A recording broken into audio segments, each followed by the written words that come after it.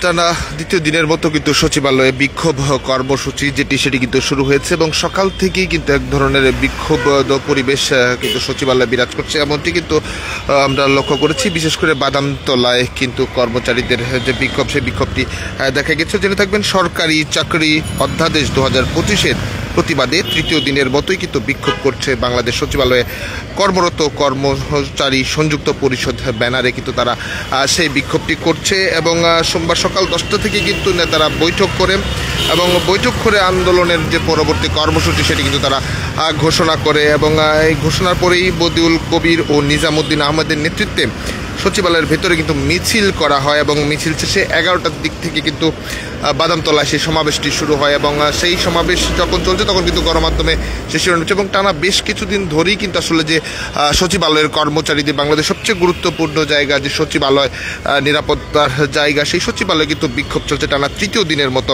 এর আগে গত বৃহস্পতিবার কিন্তু উপদেষ্টা পরিষদে অধ্যাদেশের খসড়া অনুমোদনের পর থেকেই কিন্তু এই প্রতিবাদটি তারা শুরু করে। তবে এরই মধ্যে গতকাল রবিবার সন্ধ্যায় রাষ্ট্রপতি মোহাম্মদ শাহাবুদ্দিন অধ্যাদেশটি জারি করেন। এবার আমরা আসলে জেনে নিই যে কোন অধ্যাদেশটির কারণে আসলে এই বিক্ষোভটি দেখা দিয়েছে। এই আইনের ধরনের 4 ধরনের অপরাধের জন্য কিন্তু চাকরি চলে যাওয়ার বিধান রাখা হয়েছে, যেখানে সরকারি কর্মচারীদের আচার আচরণ সংক্রান্ত ধারায় বলা হয়েছে, কোনো কর্মচারী যদি এমন কোনো কর্মকাণ্ডে যুক্ত হন যা অন্যদের মধ্যে অনানুগত্য তৈরি করে, শৃঙ্খলা বিঘ্নিত করে বা দায়িত্ব পালনে প্রতিবন্ধকতা সৃষ্টি করে, তাহলে তা অসদাচরণ হিসেবে বিবেচিত হবে। এছাড়া অধ্যাদেশে আরও বলা হয়েছে, এককভাবে বা সমবেতভাবে কোনো সরকারি কর্মচারী যদি ছুটির অনুমতি ছাড়া বা যৌক্তিক কারণ ছাড়া কর্মস্থলে অনুপস্থিত থাকেন কিংবা কাজ থেকে বিরত থাকেন অথবা অন্য কোনো কর্মচারীকে অনুপস্থিত থাকতে, দায়িত্ব পালনে বিরত থাকতে অথবা কাজে যোগ না দিতে প্ররোচিত করেন, তাহলে তিনিও একইভাবে অসদাচরণ দায়ে অভিযুক্ত হবেন। এমনও কিন্তু বেশ কিছু ধারা নিয়ে বা আইনের সংযুক্তি নিয়ে কিন্তু তারা বিক্ষোভটি করছে। এবং এই ধরনের অপরাধীদের দোষী সাব্যস্ত কর্মচারীদের বিরুদ্ধে চাকরিচ্যুত, অপসারণ অথবা নিম্ন পদে অবনমনের মতো শাস্তি দেওয়ার বিধান রাখা হয়েছে।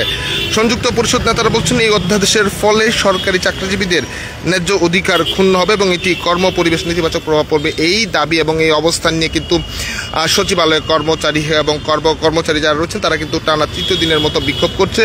এই বিক্ষোভের মধ্য দিয়ে কিন্তু গতকাল সন্ধ্যায় কিন্তু রাষ্ট্রপতি শাহাবুদ্দিন চুপ্পু তিনি কিন্তু আসলে এটি অনুমোদন দেন এবং এই স্বাক্ষর করেন। এবং এই স্বাক্ষরের পর সকাল থেকে কিন্তু সেই বিক্ষোভ কিন্তু শুরু করেছে কর্মচারীদের সংগঠন। তারা কিন্তু সেই ব্যানারে, কর্মচারী সংযুক্ত পরিষদের ব্যানারে কিন্তু তাদের এই বিক্ষোভটি কিন্তু চলছে। এই মুহূর্তে সচিবালয় আমরা রয়েছে, ঠিক সচিবালয়ের ভেতরে কদমতলায় কিন্তু কর্মচারী যারা আছেন তাদের কিন্তু সমাবেশটি কিছুক্ষণ আগেও চলছে এবং এখন কিন্তু কর্মচারীদের যে অবস্থা, সেই অবস্থা কিন্তু আমরা ভিতর থেকে জানতে পেরেছি। এবং মূলত সচিবালয় কিন্তু একটি গুরুত্বপূর্ণ জায়গা, যে গুরুত্বপূর্ণ জায়গায় বেশ নিরাপত্তার জায়গাটি কিন্তু নিশ্চিত করা হয়। এবং এরই মধ্যে কদমতলা কর্মচারীদের পক্ষ থেকে যে দাবিগুলো তোলা হয়েছে, এই আইনটি কোনোভাবেই অনুমোদন দেওয়ার সুযোগ থাকবে না এবং এটি বাতিল করতে হবে। এবং কর্মচারীরা বলছে এটি আসলে কর্ম পরিবেশ বিনষ্ট করে এবং কর্মচারীদের মধ্যে ভীতির তৈরি করে, এই বক্তব্যটি কিন্তু তাদের পক্ষ থেকে বলা হয়েছে। এবং অনতিবিলম্বে এটি বাতিল না করলে তারা কঠোর কর্মসূচিরও কিন্তু ঘোষণা দেন। আমরা এটি কিন্তু তাদের কর্মচারী নেতা যারা রয়েছেন তাদের বক্তব্য কিন্তু আমরা সুস্পষ্ট আসলে শুনতে পেয়েছি। এবং এই মুহূর্তে আমরা সচিবালয়ের সামনে থেকে কিন্তু আপনাদের যুক্ত করেছি, যেখান থেকে আসলে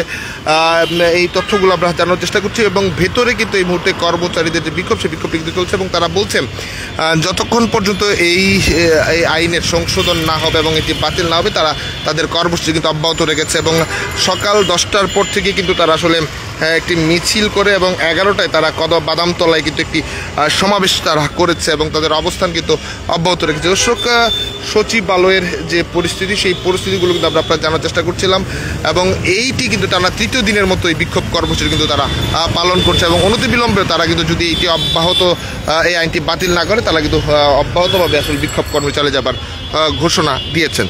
দর্শক, এই ছিল বাংলাদেশ সচিবালয়ের সামনে থেকে সর্বশেষ পরিস্থিতি। পরবর্তী আপডেট পেতে দেশ রূপান্তরের সঙ্গেই থাকুন।